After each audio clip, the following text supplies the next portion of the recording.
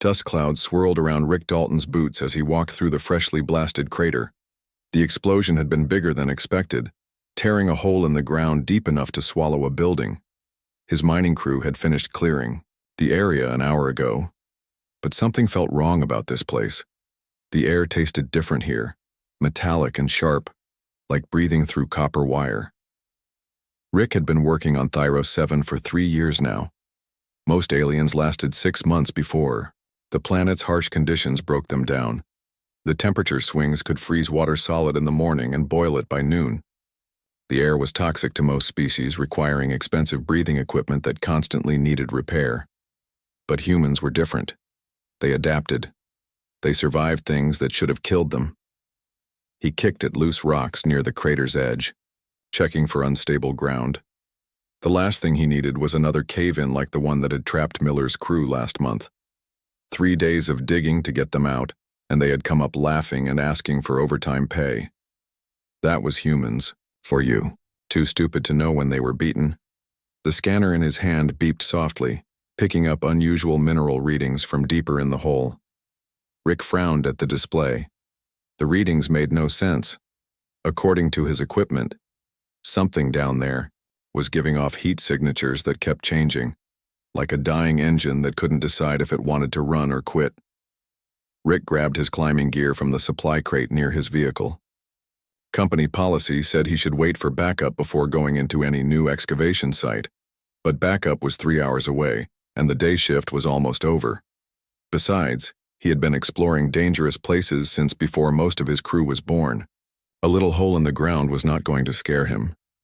The crater walls were loose dirt and broken stone, easy enough to navigate with proper equipment. Rick attached his safety line to his vehicle and started down into the darkness. His headlamp cut through the gloom, revealing a pit that went much deeper than the explosion should have created. The walls here were not blasted rock but smooth, stone worn down by time into flowing curves that looked almost natural. Halfway down, Rick's light caught something that made him stop. At the bottom of the crater, partially buried under fallen rocks, was what looked like an animal. But not any animal he recognized from the planetary survey reports. This thing had scales that caught his light and threw it back in dull gray flashes. It was small, maybe the size of a house cat with 4 legs and what looked like tiny wings folded against its back. Rick's first thought was that someone had lost a pet. But pets were not allowed on mining worlds, and besides, this creature looked like nothing he had ever seen before. Its head was elongated like a lizard's, but the proportions were all wrong. The body was too compact, too perfectly formed. And those wings, even folded, were clearly designed for flight despite being far too small for the creature's body weight. He reached the bottom of the crater and approached the motionless form carefully. Up close, the creature was even more unusual. Its scales were not simple reptile skin but complex overlapping plates that seemed to shift color slightly in his light. What he had thought were just 4 legs were actually 4 legs plus 2 arms, giving it 6 limbs total. The tiny wings were attached to its back independently, not connected to its arms like a bat. Rick pulled out his portable scanner and ran it over the creature. The readings were confusing. The thing had a skeleton, but it was made of materials that registered as both organic and metallic at the same time. Its body temperature was far below what any living creature should maintain, cold enough that it should have been frozen solid. But the scanner detected something else, something that made Rick's hands shake as he read the display. A heartbeat, impossibly slow, impossibly faint, but definitely there. 1 beat every 30 seconds, each one barely registering on his equipment. By any medical standard, Rick knew this creature should have been dead hours ago. Its body temperature was too low, its heart rate too slow, its breathing completely undetectable. But something was still alive inside this tiny, perfect form. Rick had seen a lot of things die on Thyros 7. The planet was not forgiving to any form of life. He had watched tough alien miners collapse from exposure, had seen entire ecosystems wither when the seasonal temperature shifts kicked in. Death was a constant companion in his line of work, and he had learned to recognize it in all its forms. But this was different. This creature was not dying in any way he understood. Company regulations were clear about contact with unknown life. Forms, quarantine protocols, biological hazard procedures, immediate notification of xenobiology specialists. Rick should have backed away immediately and called for a science team. Any reasonable person would have done exactly that, but Rick Dalton had not spent 3 years on Thyrus 7 by being reasonable. Instead, he stripped off his work gloves and gently placed his hands on the creature's chest.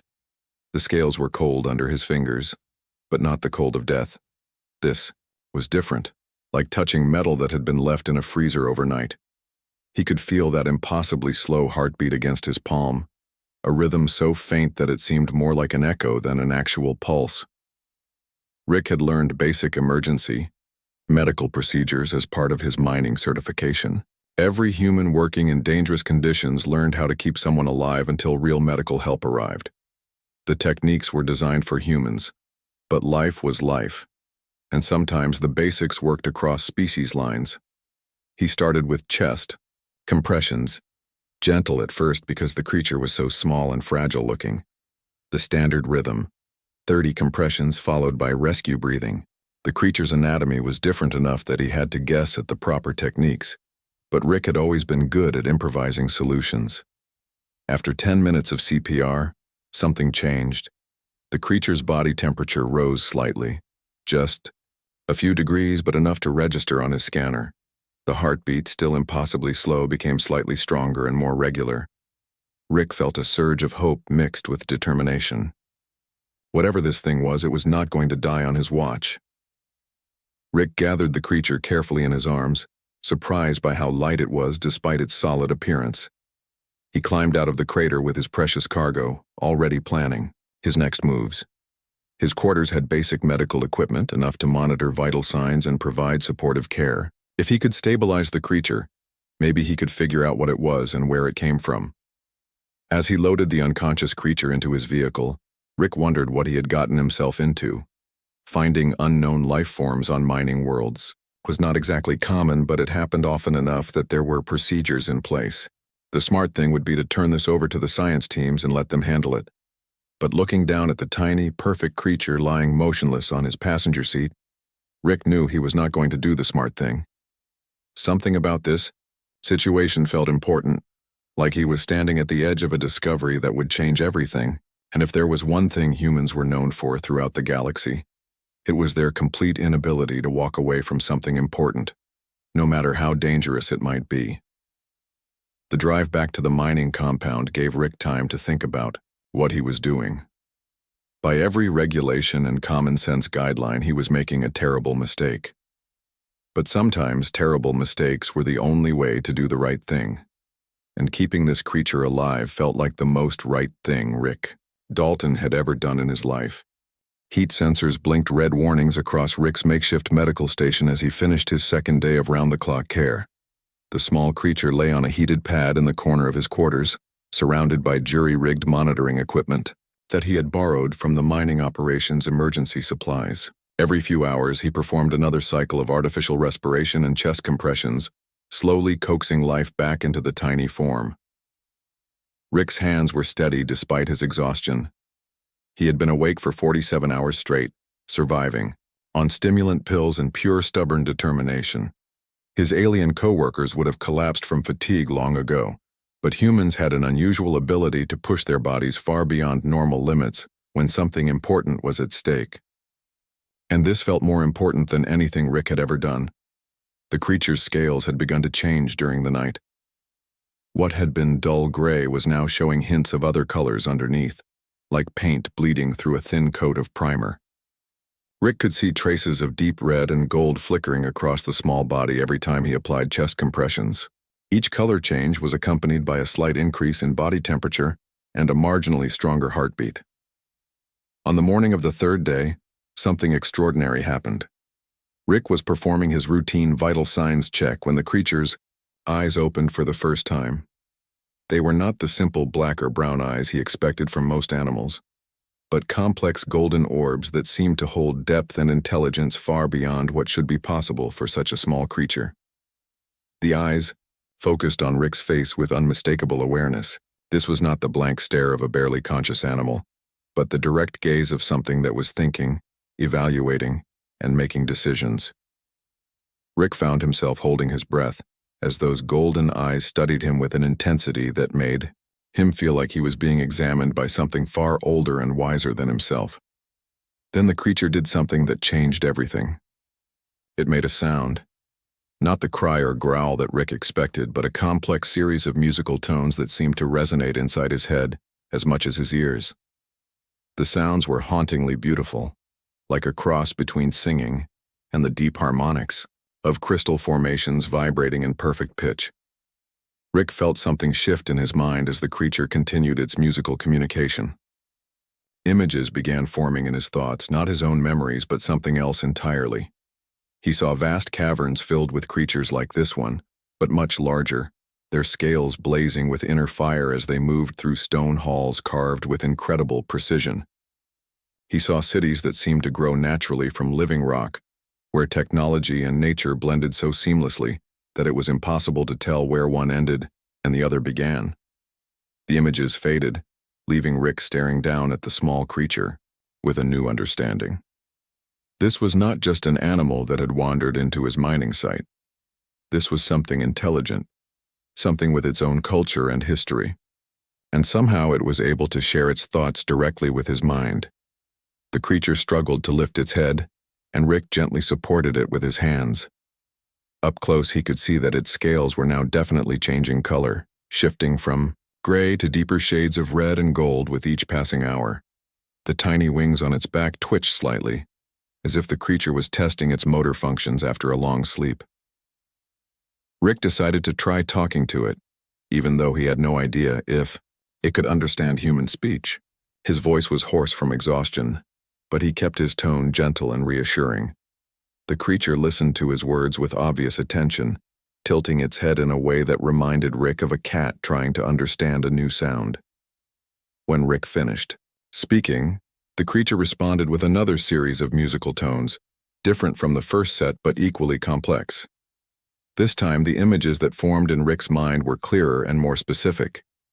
He saw the creature's recent memories, confused and fragmentary but telling a story that made Rick's blood run cold.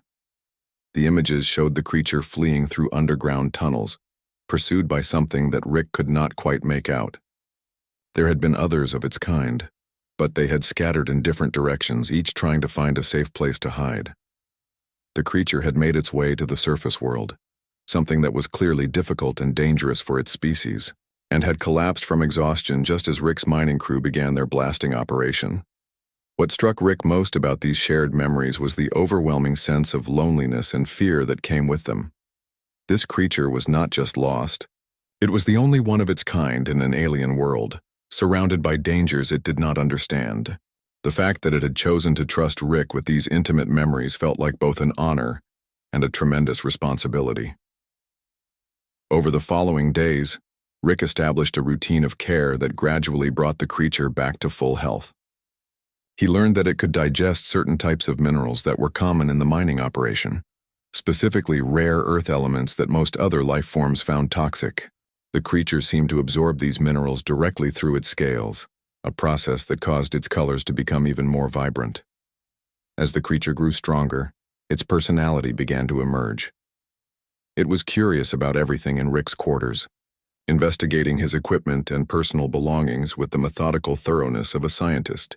It seemed particularly fascinated by anything that produced heat or light, often positioning itself near Rick's computer terminal or the small heating unit that kept his quarters comfortable. Rick started calling it Ember, partly because of its growing red and gold coloration and partly because of the way it seemed to generate its own internal warmth. Ember appeared to like the name, responding with pleased musical tones whenever Rick used it. The most remarkable thing about Ember was its rapid learning ability. Within a week of awakening, it had figured out how to operate several pieces of Rick's equipment through observation alone. It could turn lights on and off, adjust the temperature controls, and even manipulate Rick's computer interface with surprising skill for something that lacked proper hands. More importantly, the mental communication between Rick and Ember became stronger and more detailed with each passing day. Rick learned that Ember's species, which called themselves the Parathi, had once been numerous and powerful. They had built great cities in the deep places of many worlds, creating a civilization that blended advanced technology with natural harmony. But something had gone terribly wrong. The images that Ember shared were often dark and fragmentary, filled with scenes of destruction and flight. Rick got the impression that the Pirathi had been deliberately hunted, driven from their homes by some enemy that Ember's young mind could not fully comprehend. The few survivors had scattered across the galaxy, hiding in the deepest and most remote places they could find. Ember's presence in Rick's quarters began to have unusual effects on the environment around them. Plants that Rick had tried and failed to grow in Thyro 7's hostile conditions suddenly began thriving near Ember's resting area. Metal objects developed a subtle shimmer, as if they were being improved at a molecular level. The air itself seemed cleaner and more comfortable when Ember was nearby. Rick realized that he was witnessing something extraordinary. Ember was not just an intelligent creature. It was something that could actively improve its environment through its mere presence. The Pirathi were not just another species. They were living bridges between technology and nature, capable of bringing harmony to places that had known only harshness. As Ember continued to grow and develop, Rick found himself facing a difficult decision. The creature was clearly not meant to spend its life hiding in a human mining operation. It belonged with its own kind, in the deep places where the Pirathi still lived. But Ember had bonded with Rick in a way that went beyond simple gratitude. The mental link between them had become so strong that Rick could feel Ember's emotions as if they were his own, and he knew that Ember felt the same way about him. The solution came from Ember itself. Through their shared mental connection, the young Pirathi made it clear that it did not want to leave Rick behind. Instead, it wanted Rick to come with it, to help it find the hidden communities of its people and perhaps serve as a bridge between the Pirathi and the human species. Rick knew that accepting Ember's invitation would mean leaving behind everything he had known, walking away from his job and his life among humans to venture into the unknown depths of the galaxy. It was a crazy idea, the kind of reckless decision that could get him killed or lost forever in the vast darkness between stars. But as he looked into Ember's golden eyes and felt the warmth of their mental connection, Rick knew that he had already made his choice. Some opportunities only came once in a lifetime, and some friendships were worth any risk. Whatever lay ahead, he and Ember would face it together. Ember's growth accelerated beyond anything Rick could have predicted. In just 3 weeks, the creature had tripled in size, now standing as tall as Rick's waist when it reared up on its hind legs. Its scales had transformed from the original dull gray to brilliant crimson and gold, each one catching and reflecting light like polished metal. The tiny wings had developed into functional appendages capable of limited flight around Rick's quarters. What grew even faster than Ember's body was its mind. The young Pirathi absorbed information at an incredible rate, learning human language through their mental link and demonstrating problem-solving abilities that surpassed most adult humans. Rick would often wake to find that Ember had spent the night reorganizing his equipment in more efficient configurations, or had somehow improved the performance of his electronic devices just by being near them. The most startling development was Ember's ability to manipulate matter at what appeared to be a fundamental level. Rick first noticed it when his broken mining scanner suddenly began working perfectly after Ember had examined it for several hours. When Rick investigated, he found that damaged circuits had been somehow repaired and enhanced with new pathways, created from materials that had not been there before. Through their deepening mental connection, Ember began sharing more complex memories and knowledge from its species' collective past. Rick learned that the Pirathi had not always been the small hidden creatures they were now. In their prime, they had been magnificent beings the size of ancient earth dragons, capable of incredible feats of creation and destruction. They had built a galactic civilization based on the principle of harmony between all living things and the forces of nature. The Pirathi had been master teachers and uplifters, taking primitive species and guiding them toward advanced civilization. They had shared their knowledge freely, helping countless races develop technology, art, and philosophy. Among the species they had guided were the ancestors of what were now the galaxy's dominant powers, the reptilian saurians, the insectoid, Hive Collective, and the crystalline Vorthan Commonwealth. But success had bred resentment and fear. As the uplifted species grew in power and sophistication, they began to see their benefactors as competitors rather than teachers. The Parathi's natural abilities, their mastery over matter and energy, their deep connection to the fundamental forces of the universe, all these things that had once been gifts freely shared became threats to be eliminated. The betrayal, when it came, was swift and merciless. The three uplifted species coordinated their attack across the galaxy, striking at Parathi settlements simultaneously on hundreds of worlds. They used weapons and tactics that the Parathi had taught them, turned the gifts of their teachers against the givers. It was genocide on an unprecedented scale, carried out with clinical efficiency by those who owed everything to their victims. Rick felt Ember's inherited pain and rage as these memories flooded through their connection. The young Parathi's ancestors had not simply been killed.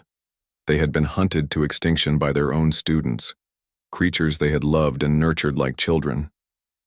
The few survivors had been forced to flee to the deepest, most hostile places in the galaxy, using ancient hibernation techniques to wait out the centuries until the hunt died down. But the hunt had never truly ended. The Galactic Council, formed by the three species that had committed the genocide, maintained constant vigilance for any sign of Parathi activity. They had convinced themselves and the rest of the galaxy that the Parathi had been dangerous monsters that had to be destroyed for the greater good. History had been rewritten to cast the genociders as heroes and their victims as tyrants. Ember's awakening on Thyros 7 had not gone unnoticed. The psychic resonance of a young Parathi emerging from hibernation had sent ripples through space that sensitive individuals among the three dominant species could detect. Even now, Council investigators were probably on their way to track down the source of the disturbance. Rick felt a chill run down his spine as he realized the implications. If the Council discovered Ember, they would not simply capture or study the young Parathi. They would destroy it utterly along with anyone who had come into contact with it. That meant Rick and potentially every human on Thyros 7 was now in mortal danger. The situation became even more complicated when Rick learned about the true extent of Parathi abilities. Ember was still just a juvenile, but it could already manipulate matter and energy in ways that defied human understanding of physics. A fully mature Parathi could reshape entire worlds, create or destroy technology with a thought, and command forces that made the most advanced Council weapons look like primitive clubs. This was why the Council had been so determined to wipe out the Parathi completely. It was not just fear of competition, it was terror at the thought of facing beings who could render all their military might useless with casual ease. The Parathi had never used their abilities for conquest or domination, but their mere existence was a constant reminder of how fragile the Council's power really was. Through Ember, Rick also learned about the other survivors.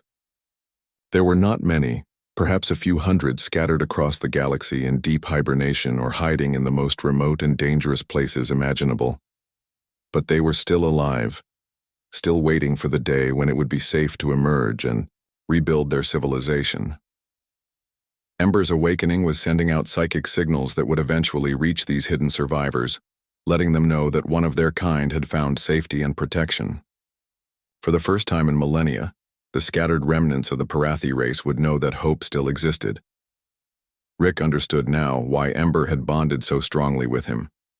Humans were unique among the galaxy's species in their ability to form genuine connections across species lines.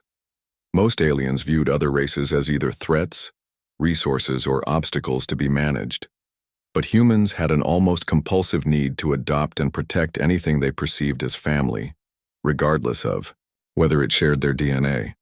More importantly, humans were the only species that had never been uplifted by the Parathi. They had developed their technology and civilization independently, which meant they had no inherited guilt or fear regarding the ancient genocide. To Ember, Rick represented something unprecedented, a member of an advanced species who had no reason to hate or fear the Parathi. But Rick's loyalty to Ember was about to be tested in ways he could never have imagined. The Council's investigators had traced the psychic disturbance to the Thyros 7 system, and a military fleet was already en route to contain what they perceived as a resurging threat to galactic stability. Rick received the first warning from his mining company's headquarters, a terse message about unusual council interest in their operation, and orders to cooperate fully with any investigating authorities. Reading between the lines, Rick understood that his corporate employers were already preparing to abandon the mining colony if things got too dangerous. Ember sensed Rick's growing anxiety through their mental link and responded by sharing more of its inherited knowledge about Council military capabilities. The young Parathi showed Rick images of massive warships capable of sterilizing entire planets, weapons that could turn living worlds into lifeless rocks within hours. The Council did not take chances when it came to potential Parathi threats. But Ember also shared something else, memories of how Parathi had defended themselves in the ancient past. They had not been helpless victims during the genocide, but had fought back with abilities that had terrified their attackers. The few survivors had not hidden simply out of fear, but out of a deliberate strategy to wait until they were strong enough to emerge safely. Rick realized that Ember's rapid growth was not just natural development, but preparation for the conflict that was coming. The young Parathi's body and abilities were adapting to meet the threat that its psychic awakening had attracted. Within weeks, Ember might be capable of defending not just itself, but the entire human colony that had given it shelter. The question was whether Rick and his fellow humans would be willing to stand with Ember when that conflict arrived. Rick had no doubt about his own answer, but he knew that asking 200 human miners to risk their lives for an alien creature was a very different matter. These were practical people who had come to Thyro 7 to earn a living, not to fight in ancient wars between species they had never heard of. But Rick was beginning to understand that this was not really about ancient history or alien politics. This was about the fundamental question of what kind of galaxy they all wanted to live in. A galaxy ruled by fear, where the powerful eliminated anyone who might challenge their dominance, or a galaxy where different species could coexist and learn from each other. Ember's presence was forcing that choice on everyone who knew about it, and Rick was beginning to suspect that the choice they made would determine not just their own fate, but the future of every species in the galaxy. The Parathi had been forced into hiding once by those they had trusted and helped. Whether they would be forced to hide again, or whether they would finally find allies willing to stand with them, would depend entirely on what the humans of Thyro 7 decided to do in the coming days. Warning klaxons screamed across the mining compound as 3 Council warships dropped out of hyperspace above Thyro 7. Rick watched through his window as the sleek vessels took positions around the planet, their dark hulls bristling with weapons designed to pacify entire worlds. The message from the lead ship came through on all communication channels simultaneously, cold and efficient in its delivery. The mining colony was now under Council authority. All personnel were to remain in their quarters while investigators conducted a thorough search for what they termed a Class 5 biological threat. Resistance would be met with immediate termination. The voice delivering the message carried no emotion, as if ordering the potential deaths of 200 humans was nothing more than a routine administrative task. Rick felt Ember tense beside him as the young Parathi sensed the approaching danger through their mental link. In the weeks since the revelation of its people's history, Ember had grown even larger and more powerful. It now stood nearly as tall as Rick when upright, its crimson and gold scales gleaming with an inner fire that seemed to pulse with its heartbeat. The small wings had developed into magnificent appendages capable of lifting Ember's considerable weight, though it rarely used them for more than short gliding flights around Rick's quarters. Through their connection, Rick could feel Ember's struggle between fear and anger. The young Parathi remembered the stories of its people's persecution, the systematic hunting and slaughter that had driven the survivors into hiding. But it also remembered Rick's kindness, the gentle hands that had pulled it from the brink of death and nursed it back to health. The conflict between these emotions was creating a psychic storm that Rick could barely endure. The first Council troops landed at the mining compound's main entrance, their powered armor gleaming in Thyros 7's harsh sunlight. Rick recognized the uniforms of the Saurian Imperial Guard. the elite military force that had earned its reputation by crushing rebellions across the galaxy with ruthless efficiency. These were not investigators or scientists, but soldiers prepared for war against an enemy they considered extremely dangerous. Rick's communication device buzzed with an incoming message from his crew supervisor, a nervous alien named Vex who had always treated the human workers with barely concealed disdain. The message was brief and to the point. Any human found harboring or protecting the biological threat would be considered an enemy of galactic stability and dealt with accordingly. Cooperation would be rewarded. Resistance would be punished with extreme prejudice. Within minutes, Rick heard heavy footsteps in the corridor outside his quarters. The Council troops were conducting room-to-room searches, using advanced scanners to detect any trace of unusual biological activity. Rick knew they would find Ember within hours, possibly sooner if their equipment was as sophisticated as he feared. But Rick Dalton had not survived 3 years on Thyros 7 by giving up when things got difficult. He activated his personal communication system and sent out a message to every human in the compound. The message was simple and direct, the kind of straightforward communication that humans understood better than any other species in the galaxy. Rick told his fellow miners about Ember, about the young creature he had saved and the bond they had formed. He explained about the Parathi and their ancient persecution, about the genocide that had driven them into hiding for millennia. Most importantly, he told them about the choice they now faced: stand with an innocent creature that had done nothing wrong, or allow it to be destroyed by the same forces that had once committed genocide against its entire species. The response surprised even Rick. Within 20 minutes, every human in the compound had sent back the same message. They would not allow Ember to be taken. These were simple working people, miners and technicians and support staff who had come to Thyros 7 to earn a living. But they were also humans, and humans had never been good at abandoning family, even when that family looked nothing like them. The miners began moving with the quiet efficiency that came from years of working dangerous jobs together. Emergency supplies were gathered, defensive positions were established, and equipment was modified for purposes its designers had never intended. The mining compound had not been built as a fortress, but it was about to become one.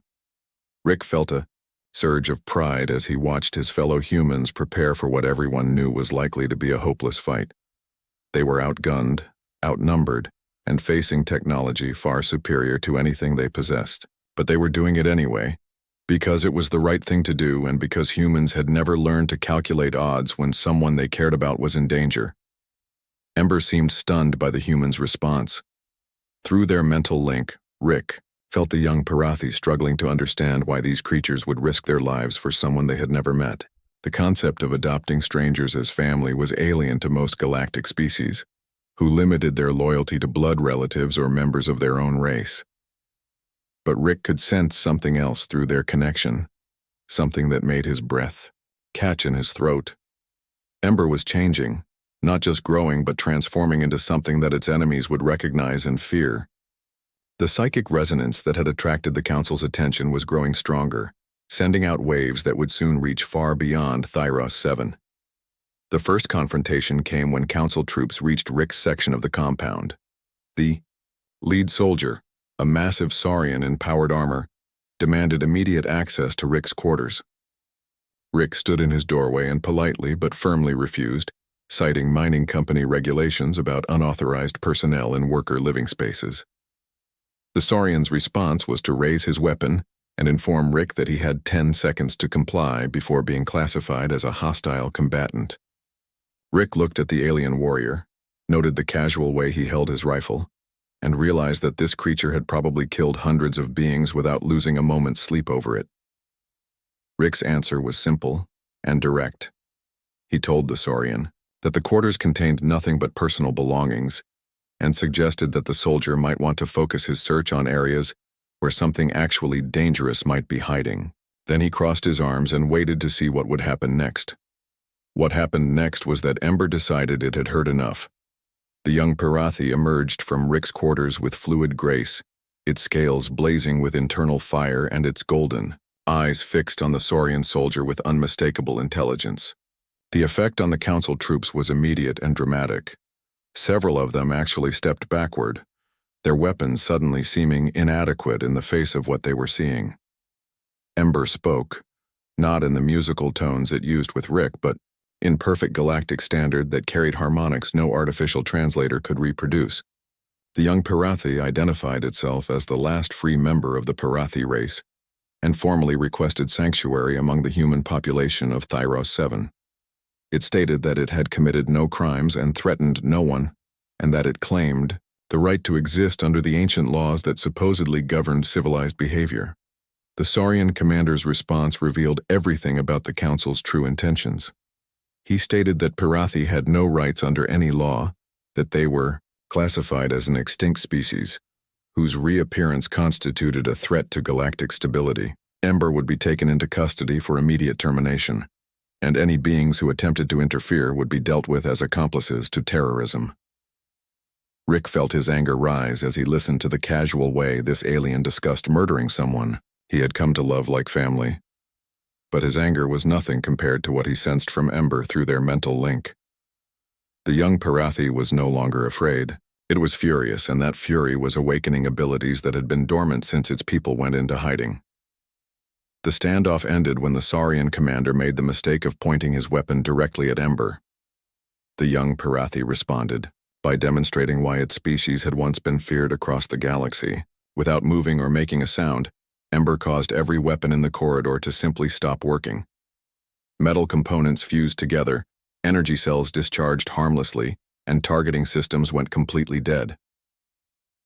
The council troops found themselves facing an angry Parathi with nothing but their bare hands and whatever courage they could muster. Most of them chose to retreat, rather than test their luck against a creature that could disable their equipment with a thought. But Rick knew this was only the beginning. The council had an entire fleet in orbit, weapons that could level the mining compound from space if necessary. Ember's demonstration of power would only convince them that more extreme measures were needed. Through their mental connection, Rick felt Ember reaching out across space with its psychic abilities, sending a call that would carry far beyond Thyros 7. The young Parathi was no longer hiding its presence, but actively broadcasting its location and situation to any of its people who might be listening. Rick wondered if any of the ancient survivors would hear Ember's call, and if they did, whether they would be willing to emerge from their hiding places to help. The alternative was facing the full might of the Galactic Council with nothing but human stubbornness and one young Parathi whose abilities were still developing. As night fell over Thyros 7, Rick looked up at the stars and saw the lights of the Council warships maintaining their orbital positions. Tomorrow would bring another confrontation, one that would determine not just Ember's fate, but the future of human Parathi relations and possibly the balance of power in the entire galaxy. Rick felt Ember's presence in his mind, strong and determined despite the overwhelming odds they faced. The young Parathi had found something it had never expected to find, a family willing to fight for it, beings who valued loyalty over survival and justice over safety. Whatever happened next, they would face it together. And sometimes, Rick reflected, that was all anyone could ask for. Dawn broke over Thyros 7 with the sound of massive engines roaring to life in the upper atmosphere.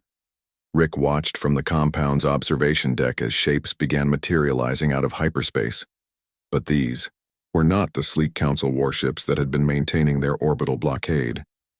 These new arrivals were vast and organic-looking, their surfaces covered in scales that shifted color as they moved through space like living mountains. Ember stood beside Rick, no longer the small creature he had pulled from a mining crater, but now a magnificent being whose presence seemed to make the very air shimmer with potential energy. Through their mental link, Rick could feel the young Parathi's excitement and joy as it recognized the newcomers. These were the ancient survivors, the hidden remnants of the Parathi race, and they had heard Ember's psychic call for help. The lead Parathi vessel was enormous, easily the size of a council battleship, but moving with the fluid grace of a living creature. As it descended through Thyros 7's atmosphere, Rick realized that it was not a ship at all, but an actual Parathi, one of the ancient adults who had survived the genocide by retreating to the deep spaces between stars. Its scales were deep purple and silver, and its eyes glowed with the wisdom of millennia. The ancient Parathi's voice reached every mind on the planet simultaneously, speaking in harmonics that bypassed language entirely and communicated pure meaning. It identified itself as Elder Zara, one of the last of the old generation, and it thanked the humans of Thyros 7 for protecting one of its children. The gratitude in that mental voice was overwhelming, carrying with it the weight of centuries of loss and the joy of unexpected hope. The Council fleet responded to the Parathi arrival with predictable aggression. Warning messages flooded all communication channels demanding that the newcomers withdraw immediately or face the consequences. The Council commander, a Saurian admiral named Corex, declared that he would not allow terrorist creatures to threaten galactic stability, regardless of their size or numbers. Elder Zara's response was swift and devastating. Without apparent effort, the ancient Parathi caused every council weapon to simply cease functioning, not destroyed or disabled, but transformed at a molecular level into something harmless and inert.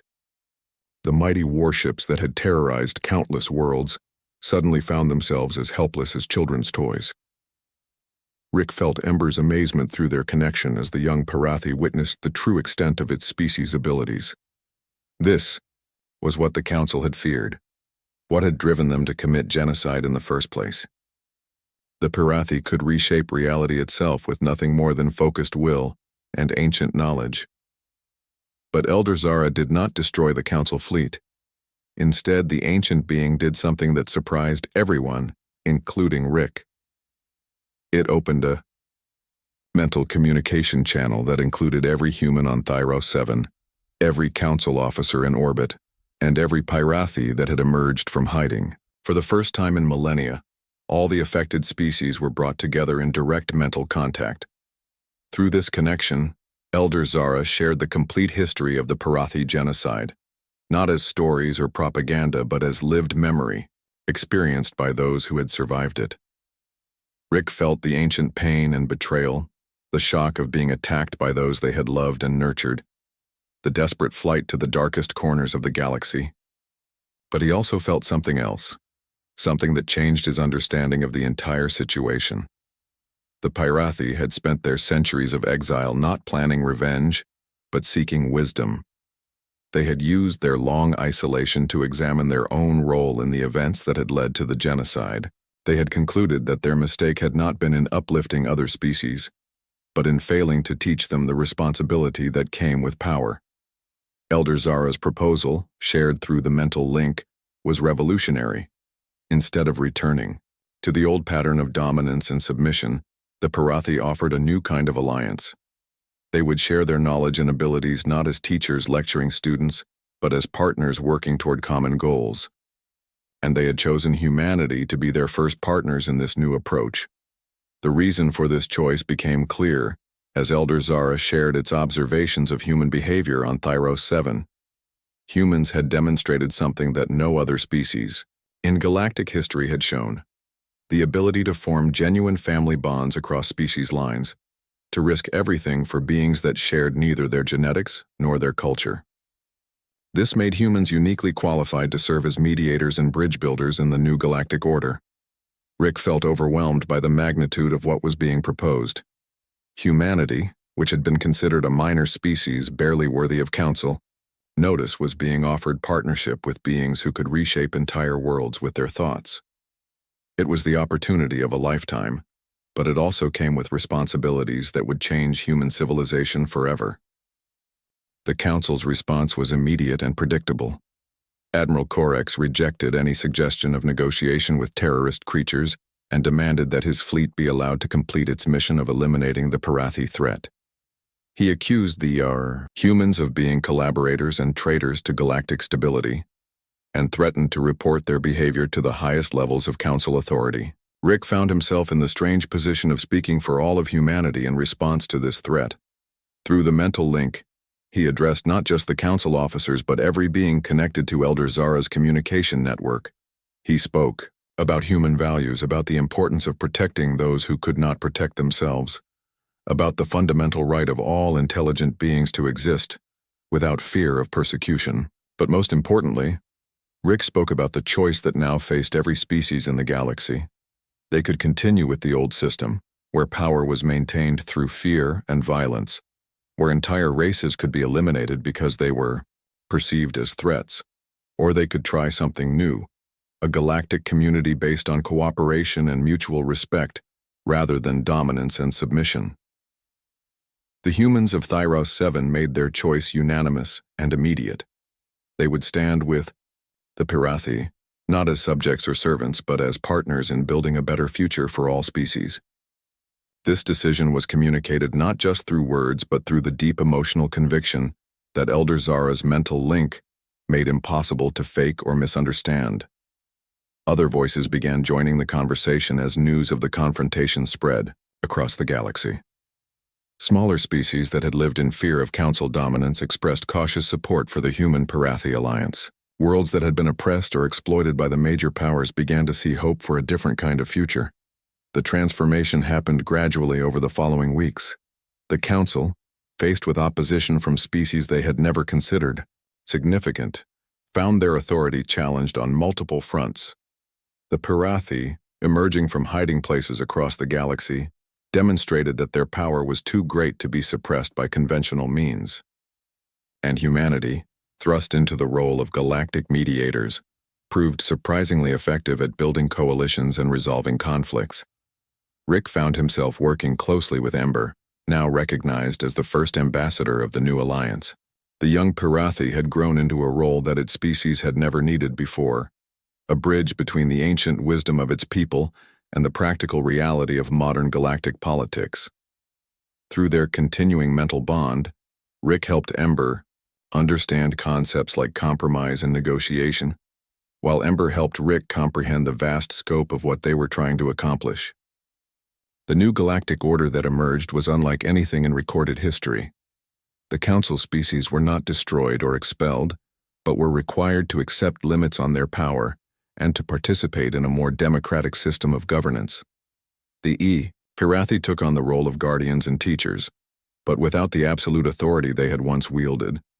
And humans found themselves serving as facilitators and peacekeepers, using their unique ability to connect with other species to resolve conflicts and build understanding. Ember grew into its role as the primary liaison between humans and Pirathi, but it never forgot the small mining compound where its new life had begun. Rick remained its closest companion and advisor, their bond serving as a symbol of what was possible when different species chose cooperation over competition. The mining operation on Thyros 7 was transformed into something unprecedented, a joint human Pirathi research facility where the two species worked together to develop new technologies and explore the possibilities of their partnership. The harsh world that had once been considered barely habitable became a garden under Pirathi influence, while human ingenuity found new ways to apply and distribute the benefits of Pirathi abilities. Years later, Rick would often stand on the observation deck of their shared facility and look up at the stars, marveling at how much had changed since the day he pulled a dying creature from a blast crater. The galaxy was not perfect.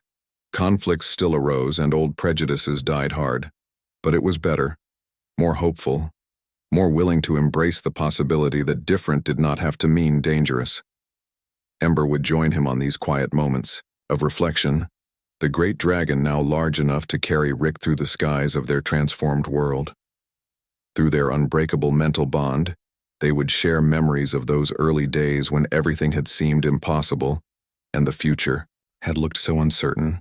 The lesson they had learned and that they tried to teach others was simple but profound. Sometimes the smallest acts of kindness could change the course of history. Sometimes the willingness to help a stranger could transform an entire galaxy.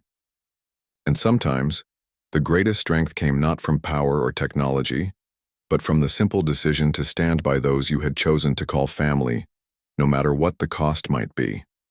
The human Pirathi alliance had begun with one man's refusal to let a helpless creature die alone. It had grown into something that would reshape galactic civilization for millennia to come. And at its heart, it remained what it had always been, a bond between beings who had chosen to trust each other, to protect each other, and to build something better together than either could have achieved alone.